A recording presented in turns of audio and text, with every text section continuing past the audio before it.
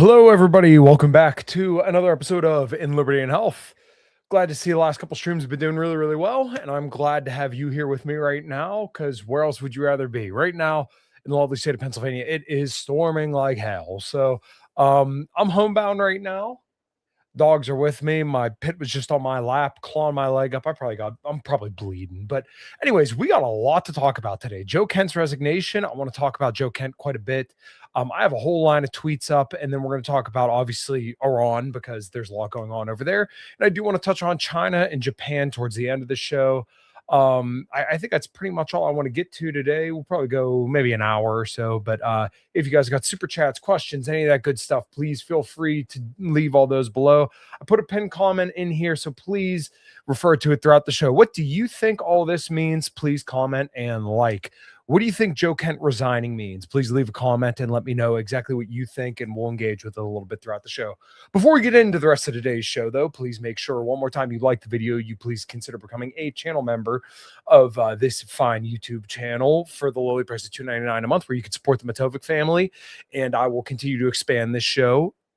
It would mean a lot to me as well, and it would go a long way in supporting me. If you don't want to do that or can't do that, feel free to go to tigerfitness.com, use code Kyle at checkout to let them know that I sent you, to get some wonderful supplements that used to be right there but are somewhere in this room, because I started moving some stuff around recently. But yeah, of course, go to tigerfitness.com. I have so many pounds of protein powder downstairs, and I recommend all of them. Pre-workouts as well. I just got the rainbow sherbet pre-workout flavor, and I had their this sour gummy bear flavor this morning. Their flavors from MTS Nutrition are absolutely fantastic. And if you don't like MTS Nutrition or whatever, I promise you there's stuff to find on tigerfitness.com. So go there, use code Kyle at checkout, or go to tigerfitness.com/KyleM. And finally, go to Fox & Sons Coffee for the best coffee you'll ever have. Use code Kyle at checkout to let Steven know I sent you. And with all that out of the way, let's talk about Joe Kent's resignation, Iran, China, Japan, and what this all means for U.S. foreign policy.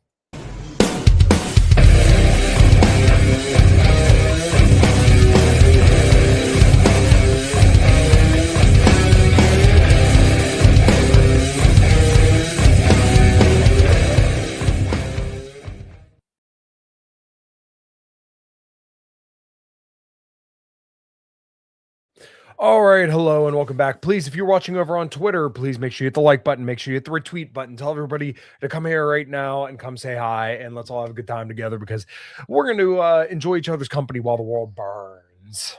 Maybe it's not really burning, but everything's all right. Hopefully everybody listening out there, hopefully you're doing all right. Hopefully your weekend has gone well. I know my weekend has gone very, very well. I'm finally over like this chest cold. I wasn't on 5 till midnight last week because I had a pretty bad chest cold where it hurt like hell to cough, and I was coughing quite a bit. So you can imagine the first couple of days of it were pretty rough, but we're about through that now. I feel pretty good. Spent some time with my family today, so I really, really enjoyed that and made my daughter laugh a whole shit ton. So whenever she's laughing, especially when she's a little bit sick like she is right now, then I'm in good spirits as well. So hopefully you are as well. So I highlighted this comment that I put up and I pinned here on my YouTube channel. What do you think this means? Comment like, what do you think Joe Kent resigning means? Please make sure you like and leave a comment below as to what you think that exactly means for the future going forward. Is he going to be running? I don't know, but there's a whole lot going on here, and I really, really want everybody's opinions on this, because I don't know. I don't know, man. Something's going on, and this honestly kind of took me by surprise. Joe Kent isn't like a full, pure-blooded anti-war guy, but he was a pretty hard, I don't want to say plan truster, but he was a big Trump supporter, and he based his whole congressional campaign or Senate campaign, whatever it was, over in, I think it was Washington, all around being a kind of MAGA guy. And he supported Trump's strikes on Soleimani, supported some of his foreign policy moves, I think particularly pulling out of Syria and some other stuff, but also his campaign promises of ending the war in Ukraine and being a little bit more China-centric, because Joe and a lot of like these MAGA acolytes people are big China hawks. If you look through Joe Kent's Twitter where I criticized him, it was always because he was such a China hawk. And that is, if you listen to this channel for any period of time, My whole kind of thing here is that the West cannot go to war with China. We do not want that. And that's kind of how civilization ends. And we don't want to end civilization. And China really isn't an enemy of the West. I mean, they're westernizing more than the West is westernizing at this point. So, anyways, if you're listening, please make sure you hit the like and let me know what you think about Joe Kent's resignation and all the stuff we're going to talk about today. So I'm going to pull up the first story here from Reuters, and we will do some Twitter slop as well after this, but I want to make sure I get to this story first. Let's present the story of Joe Kent. Trump intelligence officials testify to Senate on Iran war after Joe Kent resigns, as it happened. So Iran war is in its third week. U.S. senators grilled President Donald Trump's intelligence team. The director of national intelligence, Tulsi Gabbard, said Iran's regime is degraded but intact. Gabbard aide Joe Kent has quit over the war. Israel said has killed Iran's intelligence minister. In Tehran, thousands of people appeared in the streets for security chief Ali Larijani's funeral. And yeah, that's it. So Iran's government is degraded. Real quick, I perhaps should have had a story. I thought this story would have had it. Let me pull this up. Joe Kent resigns.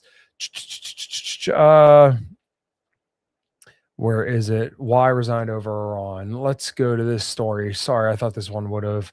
Except to continue. Joe Kent, why resigned over Iran? A week ago, Joe Kent was the head of the National Counterterrorism Center, a top intelligence official in the Trump administration. Now he has resigned over the campaign in Iran is not going quietly. He explains his decision and answers my challenge. Is he overly obsessed with Israel? What follows is a transcript of our conversation edited for clarity.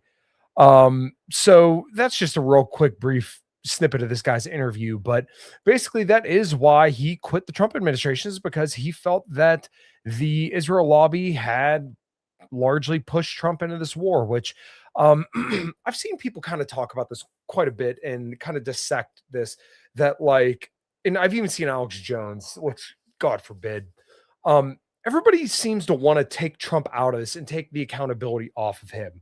Trump still chose to do this. He didn't need to do this. They had negotiations scheduled. This is still on Trump. This was a bad decision by Trump. You could say he was pressured by the Israel lobby, because obviously he was, but he still wanted to do this. This is very characteristic of his foreign policy ever since he became a political person. And part of it was always saying that Iran can't get a nuclear weapon. If you've listened to this channel for any period of time, you know Iran wasn't getting a nuclear weapon. They had a latent nuclear deterrent, and actually Trump's policy decisions drove them further towards that nuclear option, which they weren't going to get, but they enriched uranium further after Trump pulled out of the JCPOA back in 2019. Anyways, continuing on in the story from Reuters, I was going to read a little bit more of that, but it's paywalled, and that might just bore you guys to death. We're winding up our coverage of Wednesday's Senate Intelligence Committee hearing. As expected, annual hearing on the worldwide threats to the United States largely focused on the Iran war, now in its third week. Lawmakers, including some of Trump's fellow Republicans as well as Democrats, have said they want more information about an air campaign that has killed thousands of people, disrupted the lives of millions, and shaken energy and stock markets. The hearing was Gabbard's first significant public appearance in months, which she is just an absolute embarrassment at this point. How could you have a political campaign, which she ran multiple times now, saying that you're against regime change in Venezuela, you're against Trump being Saudi Arabia's bitch, which is her quote, not mine, that is hers, and against fighting a war with Iran, and then now you're silent. Trump ignores your intelligence to your face, and you just say, all right, yeah, that's cool, that's him. I would resign in disgrace. Tulsi Gabbard is just a busybody for the Trump regime. She's doing whatever they want. She's Doth Lady protests not at all. Every 8 days, good to see you, brother. If Trump turns off the lights in Iran and the whole region goes dark, all oil infrastructure destroyed, water desalination gone. I believe them. That's almost worse than a nuke. It hits everyone. Yeah. What the hell is this? Felony conviction, police sexual abuse, rolling was upheld. The case completely over. All right, hold on. Let me give you this quick video for the punch. Yeah, I don't know if they're really going to go that far. I mean, if they do, I can't exactly, we don't know what Iran will do next, because, I know you've probably been listening to the last, the show leading up to this, but I consistently said, like, we don't know what Trump's going to do next or what Iran will do next. I'm sorry. We didn't know what Trump was going to do, although all signs kind of pointed to this. Um, we don't know how Iran is going to continue to react. If you continually bomb them and push them in a corner, eventually you're going to retaliate. I said the line how many times? And now we see that they're not afraid to, let people find out. They've been, showing their military might. They bombed US bases and completely put them out of business. So Trump isn't the kind of guy who's going to back down from that kind of stuff, but he may not have a choice eventually. I'm kind of hoping he does what he did in Yemen, and Yemen was basically clapping the U.S. Navy's cheeks. So they ended up just saying, "All right, well, hey, look, we made a deal," even though there really wasn't like a deal. They just kind of said, "All right, we'll quit," and everybody went home. I don't think Iran's going to allow Trump to get out in this kind of situation because they feel like they have to give the U.S. a black eye to maintain sovereignty as a country. Sorry if I cough and sorry if I sound a little hoarse. I'm still kind of getting over this stuff. She told lawmakers that Iran's government has been degraded since the war began February 28th, but it appears to be intact, and Tehran and its proxies remain capable of attacking U.S. and allies' interests in the Middle East. The regime in Iran appears to be intact but largely degraded by Operation Epic Fury, Gabbard said, referring to the U.S. Israel military campaign against Iran. Democrats in particular have complained that the administration has not kept Congress adequately informed about a conflict that has cost U.S. taxpayers billions and demanded public testimony rather than classified briefings in the past 2 weeks. The complete lack of clarity should matter to everybody, Democratic Senator Michael Bennet of Colorado said after a testy exchange with CIA Director Ratcliffe said about the U.S. plan for eliminating the threat from Iran. The hearing with Gabbard, Ratcliffe, FBI Director Kash Patel, and other intelligence officials also touched the shock announcement on Tuesday that a top aide to Gabbard had resigned, citing the war. Joe Kent, who headed the National Counterterrorism Center, is the first senior official in Trump's administration to resign over the conflict. Kent said in his resignation letter that Iran posed no imminent threat to the U.S. Ratcliffe said during the hearing that he disagreed with Kent. "I think Iran has been a constant threat to the United States for an extended period of time and pose an immediate threat at this time," he said. "You can read more about the hearing here and follow our Iran coverage here." So I think that'll wrap up my commentary from this little part from Reuters here. And we're going to start going to some Twitter slop. Everybody, please make sure you hit the like button. And one more time, make sure you read the pinned comment here. What do you think it means since Joe Kent decided to resign over this? Like I said, this kind of took me by surprise. I didn't think Joe Kent would be the kind to resign, especially over the whole Iran war, because he was largely supportive of Trump's decision. But I think they're kind of seeing the writing on the wall here that another war in the Middle East is not that popular. They could sit there and gaslight us that 100% of MAGA Republicans support Operation Epic Fury, but everybody's kind of looking at this wondering, like, what's the off ramp? What's the plan here? You're not going to get regime change in Iran without putting serious troops on the ground. There's been no recorded successes of dropping enough bombs on somewhere to get the regime you want. And the whole Mosaic defense, which I should have put up a little bit more links about this, but basically Iran is prepared for this with the Mosaic defense because they have the ability to command, offensive weaponry from all over their country. They're not going to go down without a fight. So it's not looking like they really have much of an idea of what's going to happen next. So anyways, this guy, Fugitive Caesar, and he's definitely a fugitive, but I would call it more of a Stockholm syndrome rather than, any kind of Caesar. So Iran fired an intermediate range ballistic missile at Diego Garcia, a joint U.S.-UK base in the Indian Ocean. One missile failed in flight and the other was engaged by a U.S. Navy destroyer and SM-3 missiles. So basically, it's thousands of miles away from Iran, maybe not thousands, but it's pretty far away from Iran.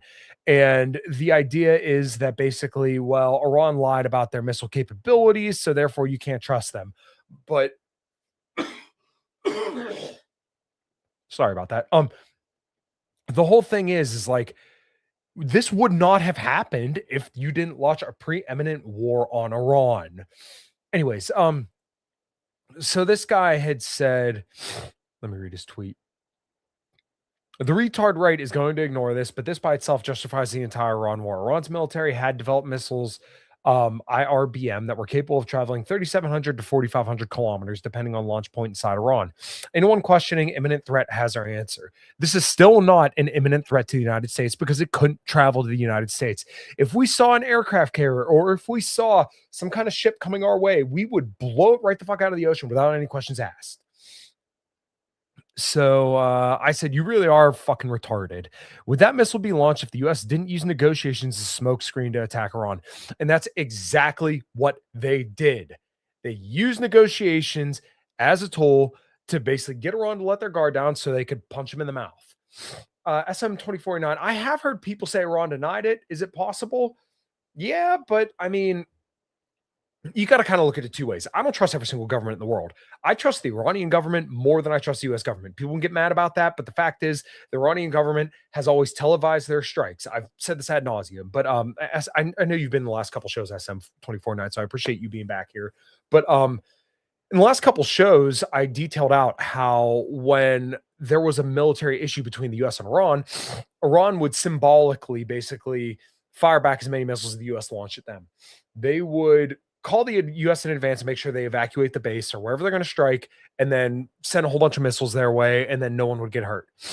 That's not the case anymore because now they don't have a reason to show restraint. You officially have just, the US has kicked them in the nuts twice while trying to shake their hand. So of course they're going to be a little bit skeptical. So could they launch that missile? Sure. Could it have been a false flag from, I don't know, Israel, who probably has the technology? Sure. I could believe either one. I don't know either way, but part of me does want to maintain skepticism with claims from the Iranian government because they probably do want to hide a little bit of their hand to make sure that if the US really does start to go nuts, and they can still reserve the right to punch them in the mouth a little bit harder, but also maybe one of the Gulf allies or Israel could have performed this attack to make sure that things escalate with Iran. So who knows? Either way, I'm not going to take a firm, side here, but it looks to me like obviously something happened. So who knows?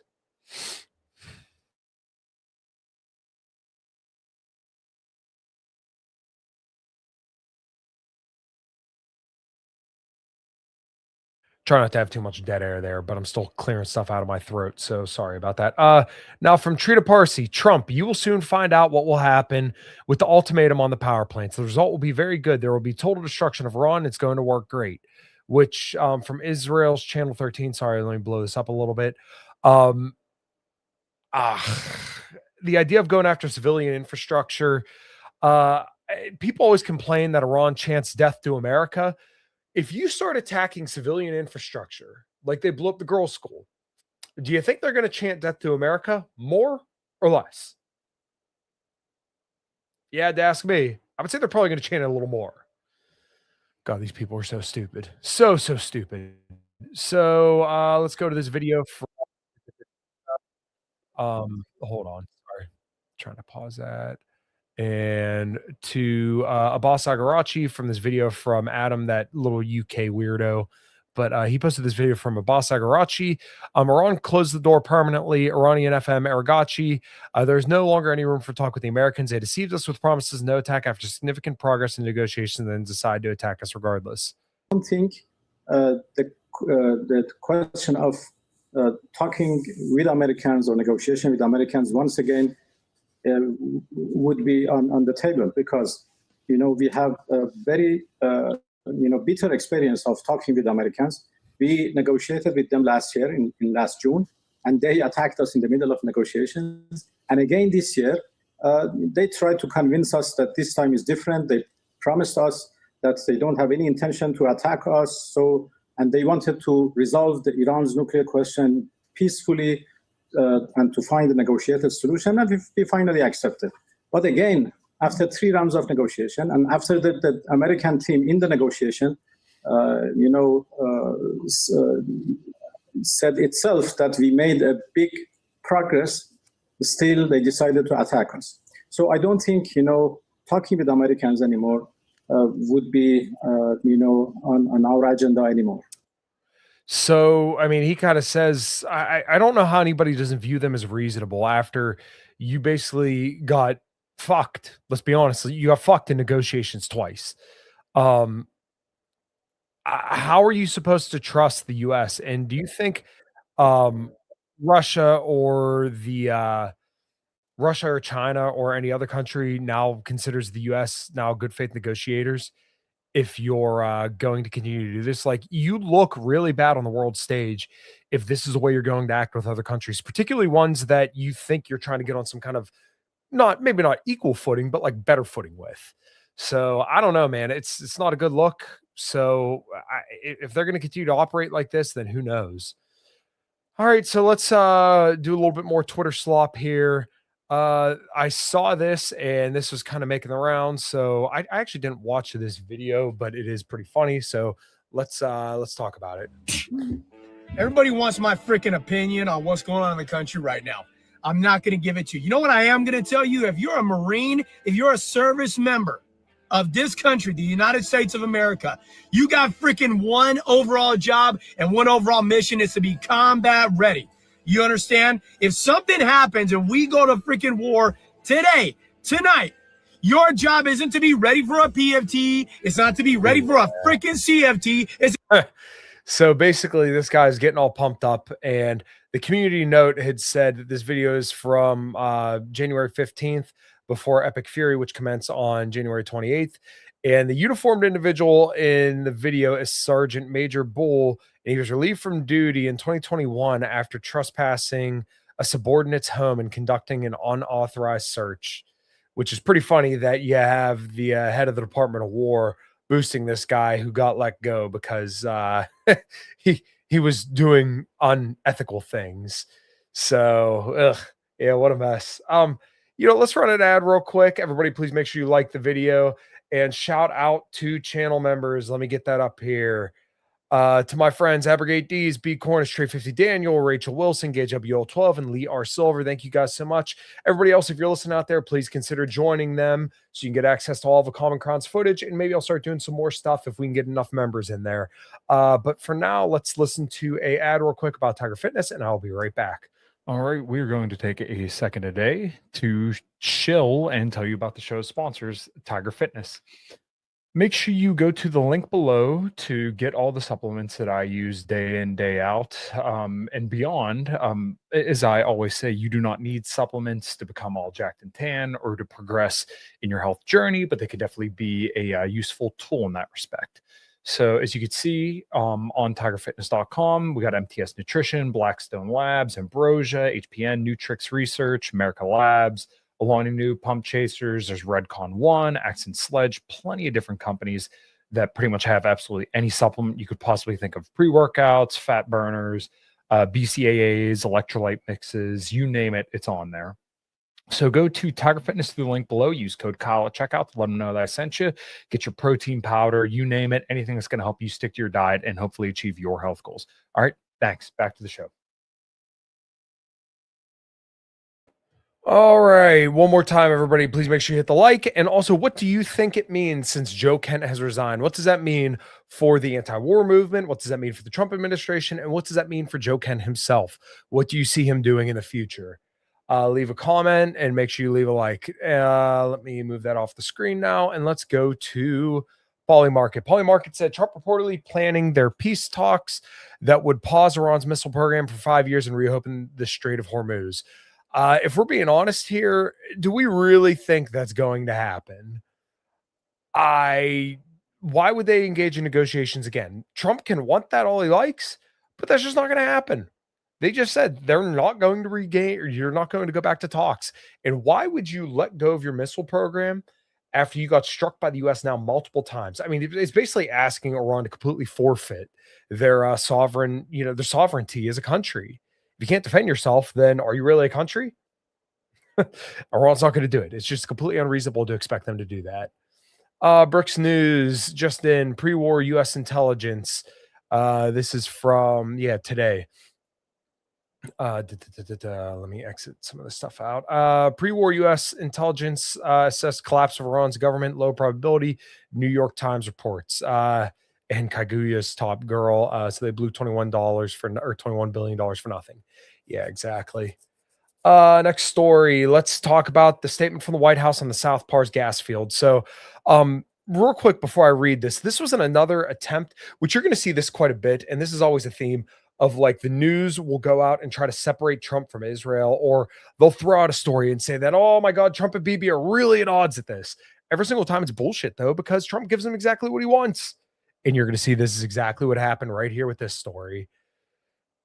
Okay, the Truth Social post, and Trump has no like ability for subtlety.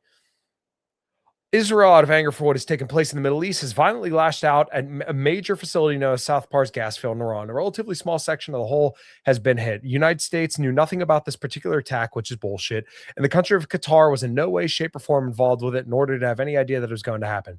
Unfortunately, Iran did not know this or any of the pertinent facts pertaining to the South Pars attack and unjustifiably and unfairly attacked a portion of Qatar's LNG gas facility. No more attacks will be made by Israel pertaining to this extremely important and valuable South Pars field unless Iran unwisely decides to attack very innocent, in this case, Qatar, in which instance the United States of America, with or without the help of or consent of Israel, massively blow up the entirety of the South Pars gas field at an amount of strength and power that Iran has never seen or witnessed before. I do not want to authorize this level of violence and destruction because of the long-term implications that it will have on the future of Iran. But if Qatar's LNG is attacked again, I will not hesitate to do so.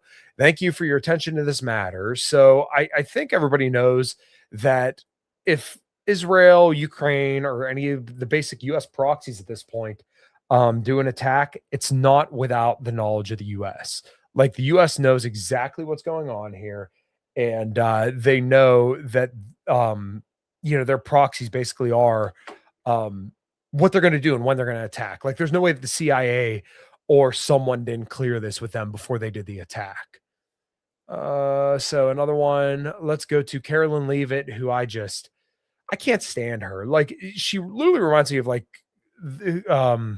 oh God, what was that stupid redhead's name for Joe Biden? Just another apparatchik for the regime that will lie and say do anything for the Trump administration. Is just another husk of a human being that will do anything to serve the political interests of the Zionist class, essentially. Sorry. Since day one of Operation Epic Fury, President Trump clearly outlined the U.S. military's objective to end the Iranian terrorist regime. The president and the Pentagon predicted it would take approximately 4 to 6 weeks to achieve this mission. Tomorrow marks week 3, and the U.S. armed forces are doing an exceptional job. Day by day, the Iranian regime is being crippled, and their ability to threaten the United States and our allies is being significantly weakened. As always, President Trump is laser focused on one thing: total and complete victory.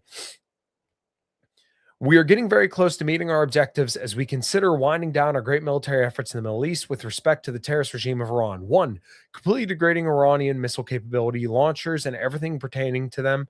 2, destroying Iran's defense industrial base. 3, eliminating their navy and air force, including anti-aircraft weaponry. 4, never allowing Iran to get even close to nuclear capability, and always being in a position where the USA can quickly and powerfully react to such a situation should it take place. 5, protecting at the highest level our Middle Eastern allies, including Israel, Saudi Arabia, Qatar, and the UAE, Bahrain, Kuwait, and others. The Hormuz Strait will have to be guarded and policed as necessary by other nations who use it. The United States does not. If asked, we will help countries in their Hormuz efforts, but it shouldn't be necessary once Iran's threat is eradicated. More importantly, it will be an easy military operation for them. Thank you for your attention to this matter. The idea, no, Hosey. I'm sorry. Who was the lady? Jen Psaki, that's who I'm thinking of. Jen Psaki is the exact person who I'm thinking of that Carolyn Leavitt reminds me of, because Caron Jean Pierre, or whatever the fuck that Black Dyke's name was just like wholly retarded. You could tell. Jen Psaki at least was like competent. Carolyn Leavitt kind of has that same competency, but she's just a pure, mouthpiece for the regime. So yeah, but Josie's a retard too. And it's funny because she's doing this whole tap dancing game of where it's not Trump's fault and everybody should be drafted. Lindsey Graham should be drafted. Netanyahu should be drafted. All these people should be drafted. But of course, Donald Trump's exempt from this. So I have no patience for people that don't want to treat Trump like he's a guilty party in this, because he's the one that launched this war. He did not have to do this, but he did. And people could say, oh, it's pressure from the Israel lobby. Okay, so either he's pressured by them and is too scared to do anything about it, or he went along with it willingly. There's no other option. Alex Jones. Let's go over to Alex Jones here. He had another comment, and this is just another shameless grifter. 22 days ago on March 1st, I warned Iran would close. It is at 1.5 times speed because, I don't want to keep you guys all day listening to Alex Jones babble. Strait of Hormuz, and that the regime would not fall. It could take months or even years, because I was going off the Pentagon's current and previous assessments as well as the CIA's. They're not fans of the mullahs, but they knew there was a very low probability, less than 10% chance. Trump told us it was about taking out their missiles and nuclear program, but it was about regime change. And now Trump has given them a 48-hour ultimatum to destroy their entire electrical energy grid and next their water grid if they don't surrender. Well, the CIA funded a 7-year war in the 80s against them. We killed 2 million of them using the Iraqi military and Saddam. They didn't give up. I predict that they're not going to give up to the ultimatum. Trump will then destroy the civilian infrastructure, and we continue to slide into the new Vietnam. Israel knew this would happen and has committed us to total war. I'm not an enemy of Israel. I don't want to blow up Israel. I'm not pro-Islam. Everybody knows that. But I am against Israel openly running our foreign policy, and now to secure control foreign policy, saying they have an 8-front war to control policy in America by censoring Americans, not just primary members of Congress they don't like, but openly going after the press and others. And so Alex Jones now is coming around to criticizing Israel because, of course, it looks really, really bad for Trump to basically just be completely obedient to the Israel lobby. And yeah, how people just don't see this blatantly. I don't know, man, but Alex Jones is even starting to be honest, and he still does this thing of, once again, it's not Trump's fault. He's trying to bring back the economy. He chose to do this. We need to talk. We need to have a serious conversation about this, or else we're never going to get to the root of the issue. I've shared countless stories of how Trump is basically waffling on immigration now. And if we're still just supposed to trust the plan, then I don't know, man, what's the plan? If Trump is saying that he's backing off of mass deportations, which is overwhelmingly what people voted for him for, then you need to move past this person. I'm not saying it's going to be easy. I'm not saying that you'll even be successful in the next couple of years, but you can't, it's not serious. I can't take you seriously if you're looking at Trump and saying that we just have to continue supporting him and his cause because he really wants to do these things. But although he keeps saying otherwise, we just have to believe him. I don't get it. It's so frustrating because people treat Trump like a woman. And I don't know, man. I just have zero patience for that kind of shit. Everybody, if you're listening, please make sure you like the video. If you're over on Twitter, please retweet this. Please like it, leave a comment. And one more time, let me know, what do you think it means that Joe Kent has resigned and what are the wider implications? So anyways, we're going to continue on with some Iran coverage. From antiwar.com, the Department of War seeks $200 billion more to fund the Iran war. From our dear friend Kyle Anzalone, the Department of War says it needs $200 billion in additional funds for the war against Iran. Pentagon Chief Pete Hegseth suggested the number could go higher. According to a senior administration official speaking with the alternative press, AP, the Department of War submitted a spending request to the White House. Congress will have to pass a supplemental military spending bill to authorize the funding. Democratic Representative Ro Khanna was quick to criticize the additional spending in a post on X. The congressman argued that the money would be better spent on welfare programs. Several other Democrats came out against the proposal. Senate Majority Leader Chuck Schumer did not directly denounce a potential bill, but did say that Secretary of State Marco Rubio and Pete Hegseth must testify about the war. Republican Speaker of the House Mike Johnson endorsed the supplemental funding for the Pentagon, which of course he did because he's basically a Trump surrogate. He's a surrogate for the Israel body. Or for the Israel lobby. Hegseth needs to be in a straitjacket. Yeah, I completely agree. Dude is a Zionist psychopath that is bringing down the country in a very, very bad direction. Hegseth said, obviously it's a dangerous time in the world and we have to adequately fund the defense and we have a commitment to do that. Johnson added that the Department of War would need to present Congress with a detailed proposal. I'm sorry, that was Mike Johnson, not Pete Hegseth. Trump's war against Iran appears to have a slim majority support in the House and Senate. A war powers resolution aimed at forcing the president to end the conflict narrowly failed in both houses. At a press conference on Thursday, Hegseth said the number requested by the Pentagon could change. As far as $200 billion, that number could move. Obviously, it takes money to kill bad guys, which is just like low-brow knuckle dragging. And what happened with that as well. As far as $200 billion, I think that number could move, obviously. It takes money to kill bad guys. So we're going back to Congress and our folks there to ensure that we're properly funded for what's been done, for what we may have to do in the future, ensure that our ammunition everything's refilled, and not just refilled, but above and beyond. I mean, President Trump, as he said, rebuilt the military in his first term, didn't think he'd use it as dynamically in his second, but he had. So thank goodness he did that. And So by rebuilding the military, why are we pulling stuff away from East Asia, which we're told is like, you know, the biggest thing? We need to have a strong presence in the Indo-Pacific, which we're going to cover more towards the end of the show. What is this all about? Everybody kept telling me, oh, bro, the national security strategy. Look, the Trump administration is really pivoting back to, you know, the Western Hemisphere. The fuck they are. We're fighting a war in Iran. They're still selling weapons to Taiwan. They're still selling weapons to the Philippines. They're still doing the whole pivot to Asia. They're still providing arms and intelligence to Ukraine. Where is this pivot back to America? It's not there. You could cite the national security strategy all you like, but just because they change it doesn't mean they change the official policy. The reason why I cited the pivot to Asia so much back in 2011 is because they did follow up with that policy. They continued to circle East Asia. They continued sailing warships through the Taiwan Strait and then flying spy planes off the coast of Asia. They continued with that policy. People could say, oh, look, the national security strategy said we're now focusing on Latin America. But they haven't. They've escalated everywhere. Now there's a blackout over Cuba. I'm not even going to cover that today, but like, what the hell are we doing? You think if we're going to start taking out countries in Latin America, I mean, at least it's in our own continent, but like, at least stop the fucking wars over there. Killing people in Iraq now too. Okay, anyways, and continue on here. I think we're all out of Patriot missiles and Tomahawks are so close we may as well be. Yeah, exactly. Abrigates, I'm sure you know all about this, but like, they're starting to send up less missiles, and now they're talking about, okay, well, which ones are going to intercept them? Which ones are we just going to let fall? Because guess what? They only had so many, interceptors. They have the PAC-3s, the THAAD interceptors, the PAC-2s, which are older, the Patriots. What all can you use to intercept the incoming Iranian drones? And people keep citing, oh, Iran slowed down their drones. I think that's because they know that they need to spare some of the better ammo, and they probably still have a lot, but they don't want to continue to just pound the U.S. through the interceptors if there's less and less interceptors to pound. I heard Brian Berletic talking about this, but basically, like, there's so many batteries that they have. I think it's like 13 of them in the entire world, and Iran took out 2 of them. They took out a couple military bases, so now it's going to be a little bit harder to launch from, West Asia. So what are we doing? Okay, now to continue on more about why anybody that tells you, look at the national security strategy is a fucking retard. Trump weighing in on several options for U.S. troops inside Iran.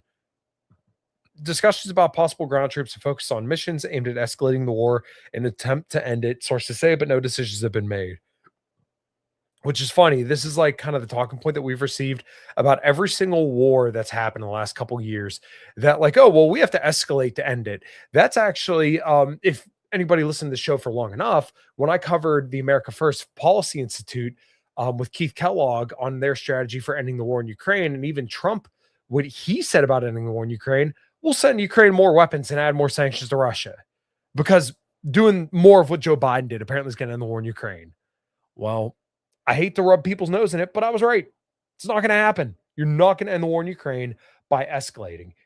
You're probably not going to end the war in Iran by escalating. We also can't make new radars, need rare earth metal. China won't sell to us for obvious reasons. Yeah, exactly. Why would China sell us that when we're like, oh yeah, by the way, we're going to arm all the proxies that we have all around you, and we're going to continue to basically make sure that you can't do what you want in your hemisphere, and we're going to take out all your allies. Are we surprised that like China's like, all right, well, screw you? And then like also the idea that Trump's going to eliminate the Iranian threat, but then is asking China and all the other countries of the world to help open the Strait of Hormuz. The Strait of Hormuz is open for China. It's not open for the U.S. and Europe. So shouldn't have launched a war. But here we are, surely enough. Blow this back up. President Donald Trump is weighing whether to send possibly thousands of U.S. troops into Iran as he looks for a way to achieve some of his key goals and end the war, according to the 2 current U.S. officials, 2 former U.S. officials, and another person familiar with the discussions. A deployment of ground troops into Iran would carry increased risk, but also potential strategic value of hastening an end to the war. Trump's considerations comes as he faces a looming global energy crisis, increasing political backlash at home from some of his own supporters, and emerging disagreements between U.S. and its Middle East allies over the direction of the war. Abrogate these. Please let me know how much is gas over by you. I'm starting to see $3.99 a gallon. I haven't seen over $4 a gallon, but I wouldn't be surprised if this week we start to see over $4 a gallon. And everybody else, if you're in there, please let me know what you're seeing at the pump, because it hurts to fill up my little yellow Cobalt. There are several options under discussion, the sources said. One would be aimed at freeing up passage in the Strait of Hormuz by deploying troops to the Iranian ports or small islands in the Persian Gulf to mitigate the threat to vessels, the sources said. Others include an operation to retrieve Iran's highly enriched uranium, or using troops to seize Iranian oil facilities to cut off a key financial lifeline and attempt to extract concessions from the regime, sources said. They said none of the options that are being seriously considered are expected to involve large-scale deployments like those in the wars in Iraq or Afghanistan. NBC News previously reported that Trump has privately expressed serious interest in deploying U.S. troops on the ground inside of Iran. Since the war began, Trump has publicly said he is open to sending U.S. troops into Iran. But when asked about it Thursday, Trump told a reporter, "No, I'm not putting troops anywhere. If I were, I certainly wouldn't tell you, but I'm not putting troops," which sounds like BS.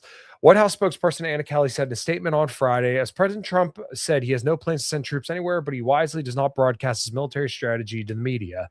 The Pentagon did not respond to a request for comment. The scale and duration of any deployment of U.S. troops inside of Iran would depend on the size of the operation, but it could range from hundreds of specialized forces operating on the ground for a number of hours, similar to the operation employed by forces in the capture of Venezuelan President Nicolas Maduro, to thousands over a matter of weeks, according to two current U.S. officials and the two former U.S. officials. So we still don't know what we're going to get here. $3.99 today. Yeah, I've seen $3.99 mostly around where I'm at. Diesel is just insane. I've seen mostly like $5.20 to over that. But yeah, I haven't seen $4 a gallon yet. I think if we go $4 a gallon, I mean, I still think the Republicans are going to get completely just raped in the midterms. But I think if you continue to see gas climb, it's just not going to get any better. There's varying degrees of difficulty for each of these operations, although all of them are going to be high risk and dangerous. All of them run the risk of casualties of U.S. soldiers. Sorry. Said Joe Costa, the director for Forward Defense Program at the Scowcroft Center for Strategy and Security at the Atlantic Council. He said putting boots on the ground is more perilous than an air campaign. It comes with a much higher risk to our soldiers. Reuters reported that some of the targets for U.S. ground troops in Iran that the president is considering currently about 50,000 troops deployed in the Middle East. The U.S. has so far conducted the war in Iran from the air and sea.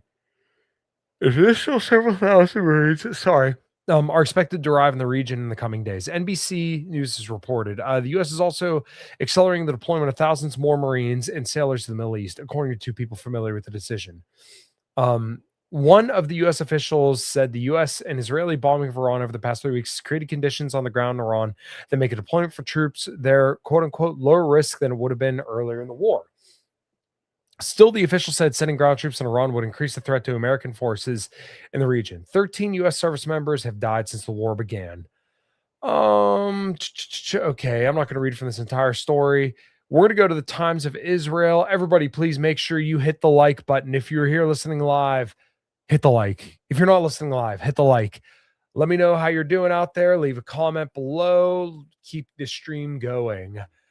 Almost 200 injured, 11 seriously in Iranian missile strikes on southern cities of Arad and Dimona. So anyways, we're going to watch this video. Hold on here. You can kind of see, yeah, I mean, they struck the shit out of that. An Iranian ballistic missile strike the southern cities of Dimona and Arad on March 21st. I mean, it's still largely intact, but you could tell it's not good. Nearly 200 people were injured by Iranian strikes in the southern cities of Dimona and Arad on Saturday, 11 of them seriously, and medics said after Israeli defenses failed to intercept at least 2 ballistic missiles. Following the strikes, Benjamin Netanyahu and Israel Defense Forces Chief Eyal Zamir pledged to continue fighting Israel's enemies, quote unquote, on all fronts amid the U.S.-Israeli war with Iran that began on February 28th. The IDF later said the Air Force was conducting a wave of strikes in Tehran targeting Iranian regime's infrastructure. Among those seriously injured in the strikes on the south were a 12-year-old boy suffering from shrapnel injuries in Dimona and a 5-year-old girl hurt in the subsequent strike in Arad. The missile fire came amid repeated Iranian attacks on the area Dimona on Saturday. My understanding is Dimona is where Israel keeps their nuclear weapons, which sketchy, not good. Iranian state media said the strikes targeted Israel's nuclear research facility located some 10 kilometers, 6 miles outside of Dimona and 30 kilometers, 18.5 miles outside of Arad in retaliation for an alleged U.S. attack on Iran's Natanz uranium enrichment facility earlier in the day. Iran blamed the attack on U.S. and Israel, though the IDF denied any involvement.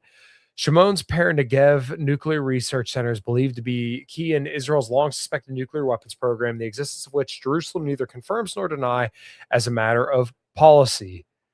So here they'll talk about a little bit more. There's a whole bunch in this article. This is from the Times of Israel. I will not continue to read all this because we'll be here forever. But I want to cover a little bit more about the Strait of Hormuz. SM 2049. It's $359 for regular unleaded, but I have a diesel, so it's $483. Had this car since 2009. I remember when diesel was cheaper than unleaded as a kid in the 90s. Yeah, I didn't really pay attention to that stuff when I was a kid in the 90s, but I gotta imagine it was probably really, really nice back then. My mom drove a Chevy Beretta when I was a kid. As a teenager, she drove a Chevy Sonic. My dad had a 90s Chevy pickup. He had an Oldsmobile Cutlass as well. Oh man, what else did he have? He had all sorts of stuff.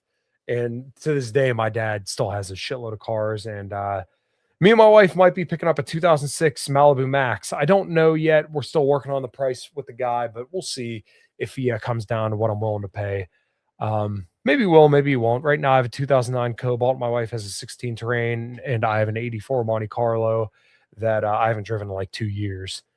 Okay, so let's go to the Karg Island. Trump mauls risky Karg Island takeover to force Iran to open the strait. The Trump administration is considering plans to occupy or blockade Iran's Karg Island to pressure Iran to reopen the Strait of Hormuz. 4 sources with knowledge of the issue tell Axios. Why it matters. President Trump can't end the war, at least on his terms, until he breaks Iran's chokehold on shipping through the strait. In the meantime, global energy prices are surging. An operation to take over Karg Island, which sits 15 miles offshore and processes 90% of Iran's crude oil exports, could put U.S. troops more directly in the line of fire. Thus, such an operation would only be launched after the U.S. military further degrades Iran's military capacity around the Strait of Hormuz. We need about a month to weaken Iran or Iranians with more strikes, take the island, and get them by the balls and use it for negotiations. A source with the knowledge of the White House thinking said. Such an operation, if approved, will also require more troops. 3 different Marine units are on their way to the region, with the White House and Pentagon are considering sending even more troops soon, the U.S. official said. What they're saying, he wants Hormuz open. If he has to take Karg Island to make it happen, that's going to happen. If he decides I'd have a coastal invasion, that's going to happen. But that decision hasn't been made, a senior administration official told Axios. We've always had a boots on the ground in conflicts under every president, including Trump. I know this fixation in the media, and I get the politics, but the president is going to do what's right, a second senior official said, adding no decision had been made. Tom Cotton, who chairs the Senate Intelligence Committee, said that Trump had been prudent not to rule out a ground invasion, though he wouldn't say whether he was in favor. Cotton contended that closing the strait was an act of desperation by Iran, but said Trump had mountains of plans for that contingency. I don't really think it was a move of desperation by Iran. I think they just decided that they're not going to be pushed around anymore, and they're going to flex their muscle a little bit, and they're going to make it painful for the rest of the world, which I can't really blame them. If you put up with this much shit from the U.S., eventually I'd be like, all right, well, I'm going to give you guys a black eye because I'm not just going to sit there and take it anymore, which is exactly what seems to be happening right now. I'm sorry if I'm a little stuffed up and sorry for the sniffling. I'm just trying to get all this stuff out. The flip side, while Karg Island is critical to Iran's oil industry, there's no guarantee that taking it would convince Tehran to make a peace on Trump's terms. Rear Admiral Mark Montgomery told Axios that such a mission could expose U.S. troops to an unnecessary degree of risk given the uncertain upside. If we seize Karg Island, they're going to turn off the spigot on the other end. It's not like we control their oil production. Montgomery said it was more likely that after around 2 more weeks of attacks to degrade Iran's capabilities, the U.S. would send destroyers and aircraft into the strait to escort tankers, eliminating the need for an invasion. Trump originally wanted to end the war before his planned trip to China at the end of March. The crisis in the strait has compelled him to postpone that trip and continue the war longer than he planned, two sources with knowledge said. I think I recall, and if anybody listened before, I wanted to get Carl Zaw back on to talk about that, but maybe I'll get him back on and we'll just kind of talk about what it would have been and how China's viewed all this.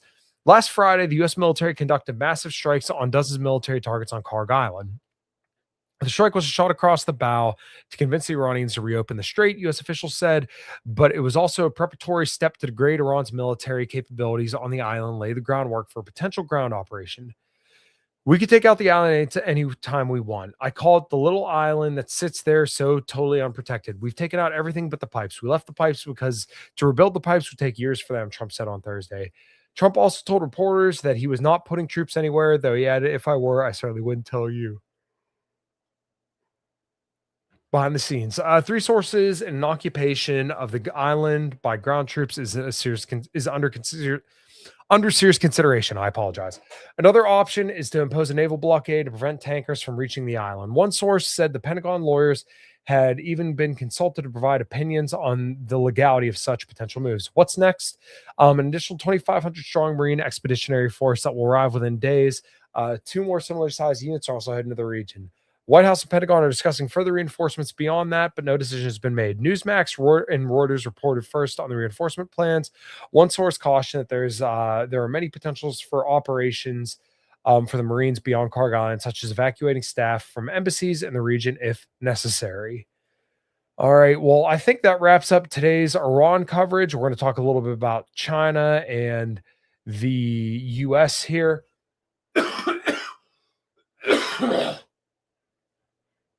Oh, sorry about that. Like I said, I'm still combating this chest cold a little bit.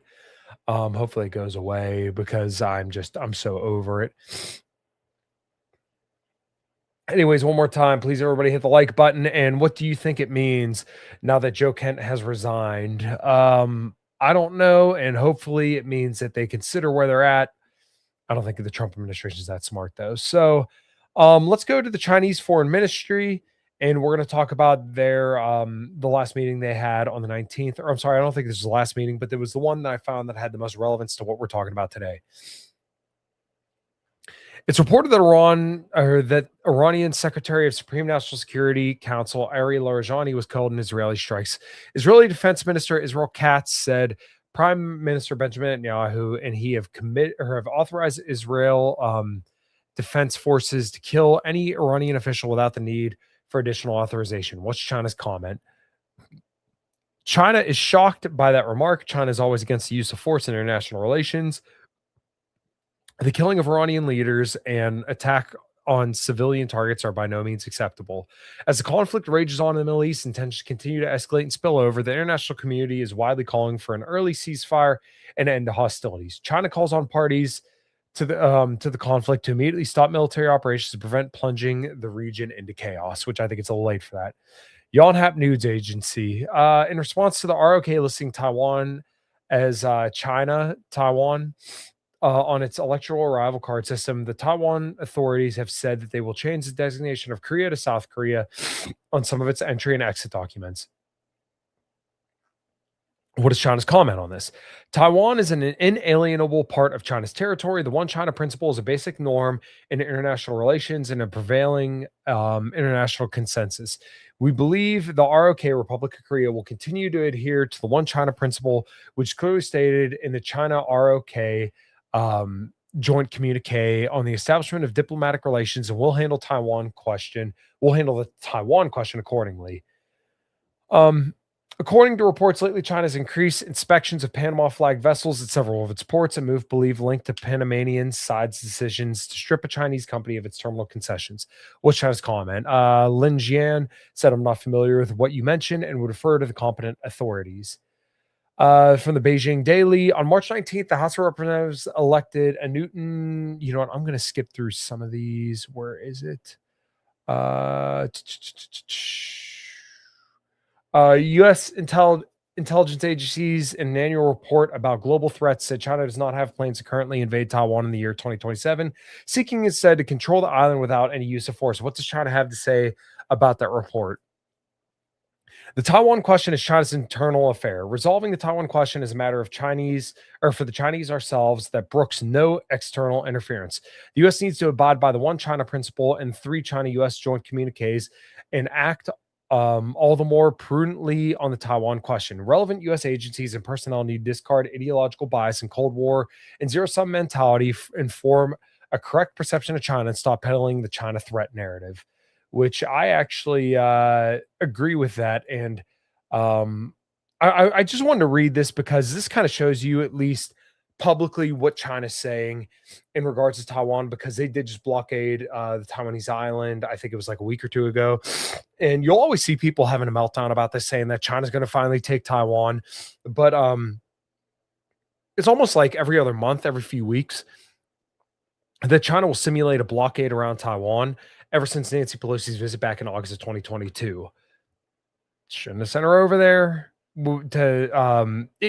Basically, like, China views these diplomatic meetings with Taiwan as like an affront to their sovereignty, because they know that the U.S. is trying to basically insert hegemony sorry, over Taiwan to combat China whenever they do those kind of diplomatic meetings.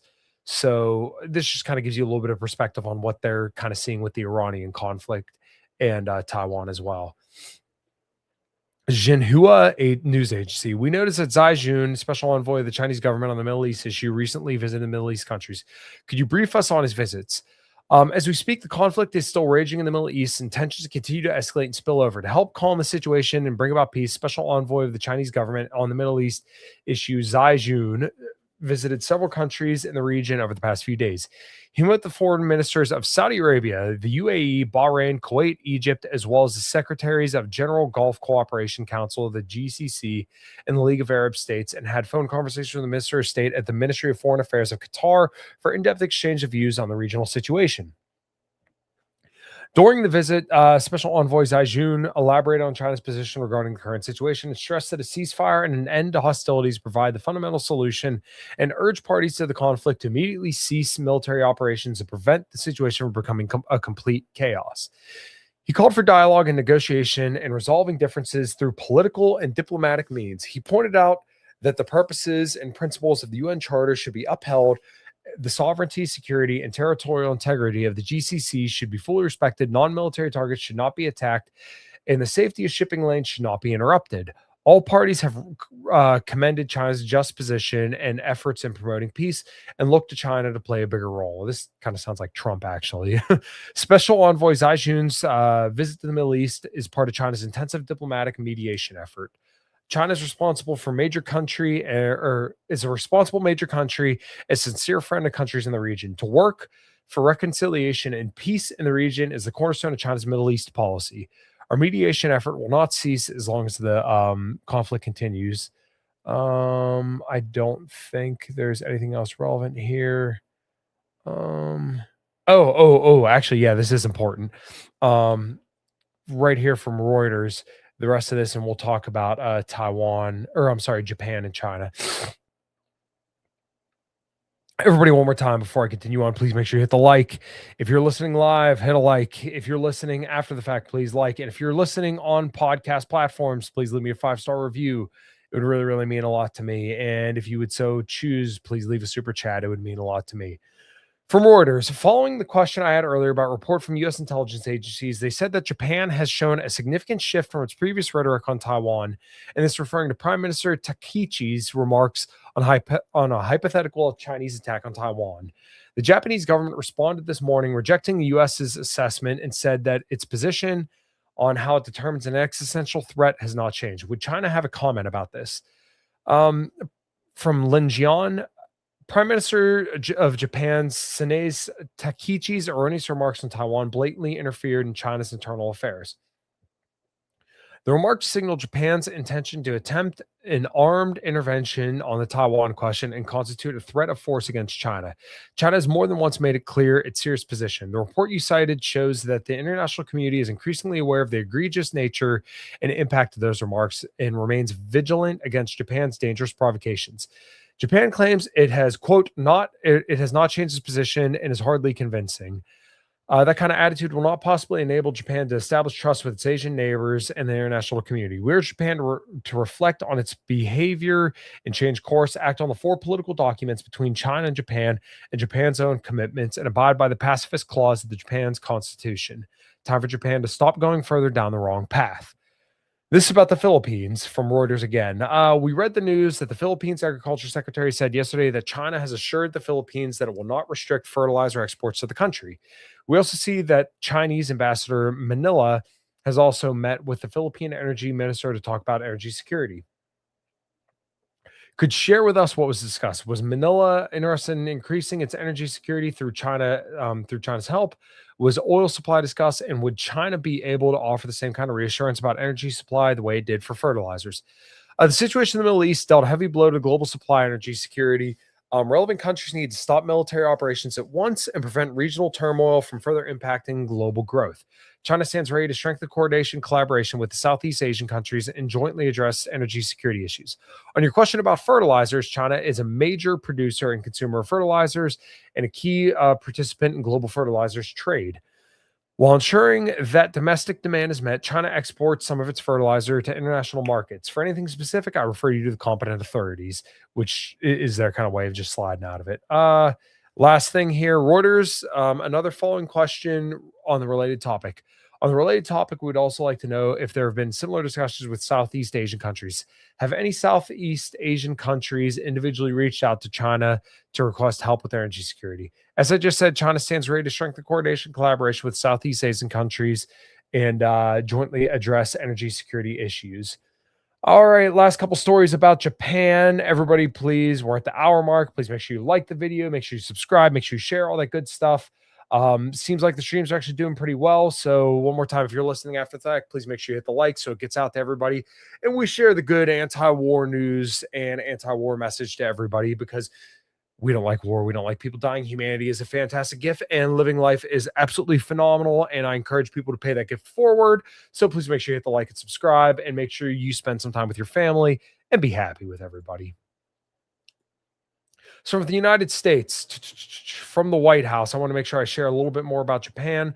The United States and Japan have continued to strengthen their alliance, securing an unprecedented strategic trade and investment agreement, strengthening supply chains and boosting joint energy security, advancing in AI and emerging technologies cooperation, expanding military cooperation to strengthen deterrence, which what they mean is deterrence from China, and aligning against threats to keep the Indo-Pacific free and open. Picture of Donald Trump and Sanai Takichi. And we're going to look at this fact sheet and here discuss what they... Oh, get the hell out of here. Let me refresh. Okay. So from the White House, the fact sheet. President Donald J. Trump strengthens U.S.-Japan alliance for the benefit of all Americans. Today, President Donald J. Trump, this is dated March 19th, 2026. President Donald J. Trump, Prime Minister Sanai Takichi met at the White House and announced new initiatives to strengthen the U.S.-Japan alliance, enhance economic security, and bolster deterrence to advance a free and open Indo-Pacific. Can I just exit out of this, please? Historic deal reflects on the strength of the U.S.-Japan relationship and Japan's recognition the United States is the most attractive and secure destination for strategic investment in the world. The agreement reaffirms a shared commitment of both nations to economic prosperity and industrial leadership and long-term security. It delivers a powerful signal that the U.S. and Japan alliance is not only a cornerstone of peace in the Indo-Pacific, but also a driver of global growth and innovation. With over $550 billion in new Japanese USA investment vehicle and enhanced access for American exports, this agreement marks a new chapter in bilateral cooperation, one that will unleash the full potential of the U.S. economy to strengthen vital supply chains and support American workers, communities, and businesses for decades to come. So restoring industrial power, Japan will invest $550 billion directed by the United States to rebuild and expand core industries, include basically energy infrastructure production, semiconductor manufacturing and research, critical minerals, mining, processing and refining, pharmaceutical medical production, and commercial and defense shipbuilding. The United States will retain 90% of the profits from this investment, ensuring that American workers, taxpayers, and communities reap the overwhelming share of the benefit. The capital surge, combined with the trillion secured under President Trump's leadership, will be a key component of once-in-a-century industrial revival. Ensuring balanced trade through a predictable tariff framework. As part of this agreement, imports from Japan will be subject to a baseline 15% tariff rate. They just kind of discuss a little bit more here, securing increased market access for American producers. So basically, yeah, it's just a whole bunch of the U.S. securing the bag from Japan. I won't bother reading through every last little thing on there. We're a little bit over an hour in. Like I said, I figured I'd probably go about an hour. Everybody, how you doing out there? Hopefully you're doing well. Leave a like.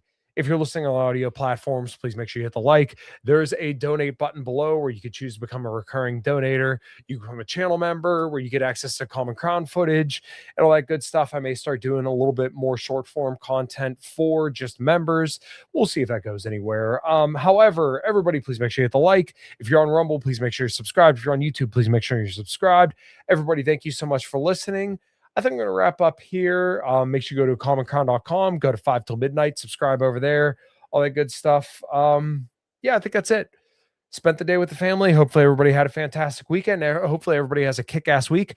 The Common Crown is going to be opening up for Steelheart this Saturday, March 28th, over at the Jurgles in Warrendale, Pennsylvania. So feel free to DM me if you want tickets. But yeah, I think I'm going to sign off, guys. Thank you so much for listening. And until next time, take care.